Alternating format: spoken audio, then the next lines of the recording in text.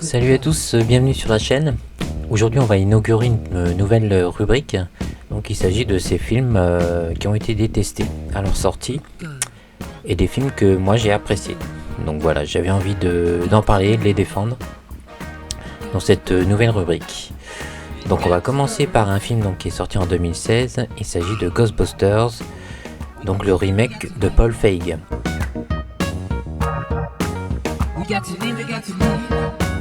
Ghostbusters SOS Fantôme en français est devenu culte au fil des années. C'était le parfait cocktail entre la comédie, le fantastique, l'horreur light, des personnages drôles, attachants jusque dans les seconds rôles. Les fans ont longtemps espéré une suite directe dans les années 90, après le second volet, qui avait perdu un peu de la magie du premier. Puis en 2016, sort la version remake de Paul Feig, surtout connu pour ses comédies par ailleurs souvent réussies et divertissantes, telles que Hit, Les Flingueuses en français avec Sandra Bullock et Melissa McCarthy, La révélation de l'hilarant Mes meilleurs amis, coécrit par la comédienne Kristen Wiig. N'oublions pas l'excellent Spy, où se parodie Jason Statham. On nous a alors annoncé une version féminine du cast de Ghostbusters, cela avec la bénédiction de l'équipe originale, il faut le rappeler, dont Ivan Reitman, le réalisateur des deux premiers volets. La grogne se faisait sentir avant même la sortie. On connaît les orientations idéologiques d'Hollywood qui partent souvent d'un bon sentiment, il faut le reconnaître. Allait-on avoir cette sensation de forcing au niveau des personnages? Comme dans l'équipe originelle, les actrices pour la plupart viennent de la scène comique. Il faut reconnaître que les retours ont été catastrophiques. Une avalanche de critiques négatives de la part des fans hardcore. Avant même d'avoir vu le film, la bande-annonce a été majoritairement dislikée par le public. Certains critiquaient l'aspect soi-disant raciste du traitement du personnage de Leslie Jones. L'aspect ouvertement remake sans lien avec l'œuvre originale a aussi suscité la déception et la colère des fans hardcore, dont votre serviteur n'est pas. On peut être d'accord sur l'indigence de l'antagoniste joué par Neil Casey, qui avait déjà collaboré avec le réalisateur sur la série Outer Space, créée par Paul Feig. Un aspect défendu par ce dernier qui trouvait plus insidieuse une menace représentée par un citoyen lambda, frustré par des années d'humiliation. Cependant, ce film est-il si mauvais que ça? En parcourant les reviews de l'époque, on est assez surpris par le nombre de critiques plutôt satisfaisantes du film, même si on lui trouve quelques défauts, dont un scénario jugé paresseux. Bien sûr, il n'a pas plu à tout le monde. Après un week-end plutôt honorable, les chiffres d'entrée se sont rapidement effondrés et le film, après un résultat au box-office total de 229 millions de dollars, pour un budget de 144 millions, a finalisé, selon le journal Variety, des pertes totales à 175 millions de dollars. Paul Feig regrette la réception de son film, qui semble avoir été maudit dès l'annonce du projet. Le film avait pourtant le soutien de l'équipe originale. Aykroyd, co-scénariste du premier, aurait demandé de filmer les scènes supplémentaires suite à un screen test, mais Feig s'en est tenu à sa version, estimant en être satisfait.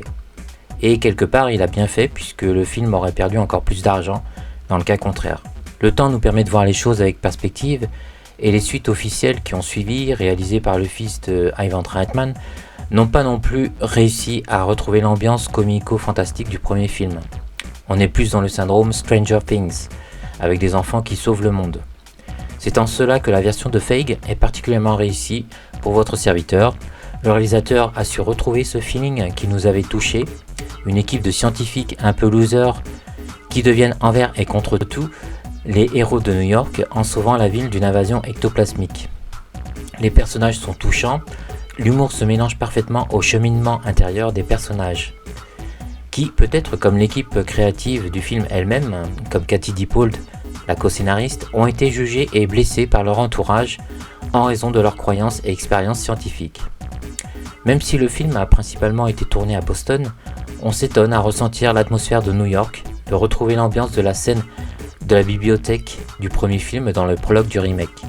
Pour ma part, l'humour a bien fonctionné, les actrices improvisent beaucoup, mal à l'aise au début, Chris Hemsworth s'est vite adapté et a surpris l'équipe avec ses improvisations décalées. Effectivement, on peut dire que les hommes n'ont pas le bon rôle dans ce long métrage, l'antagonisme reconnaîtra même que parmi les esprits frappeurs vindicatifs du final, l'essentiel est masculin. Or, tout n'est pas à reprocher à la scénariste Katie Dippold, puisque Paul Feig reconnaît par exemple la paternité de cette dernière idée. On a reproché également l'usage abusif d'effets numériques dans l'affrontement final. Pour ma part, je trouve qu'ils offrent des images très esthétiques, avec une ambiance apocalyptique du plus bel effet. D'autant que beaucoup de fantômes récurrents ont été interprétés par des acteurs ou des marionnettes. La musique de Ted Shapiro est puissante, envoûtante et rend régulièrement hommage au fameux thème des Ghostbusters de Ray Parker Jr. Les acteurs originaux font des caméos plutôt anecdotiques.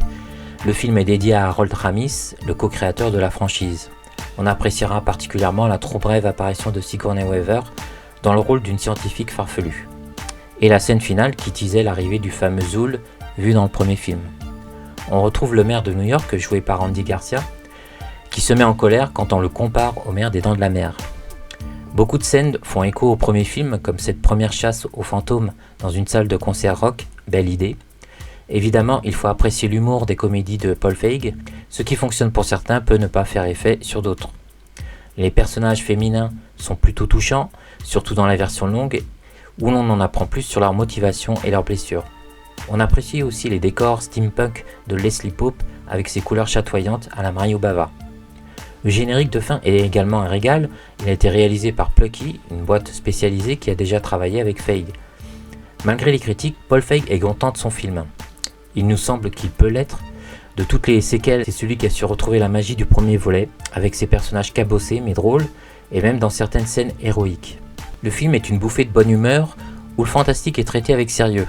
Alors oui, le méchant manque de charisme, mais les créateurs des films originaux ne sont eux-mêmes pas parvenus à reproduire la formule magique du premier sur le deuxième volet. Alors pour ma part, je regrette que la suite attendue ne verra pas le jour, et que le film, comme d'autres productions injustement dénigrées, n'ait pas trouvé son public. Je vous souhaite une bonne journée et je vous dis à bientôt sur la chaîne si vous le souhaitez. Bon film à vous.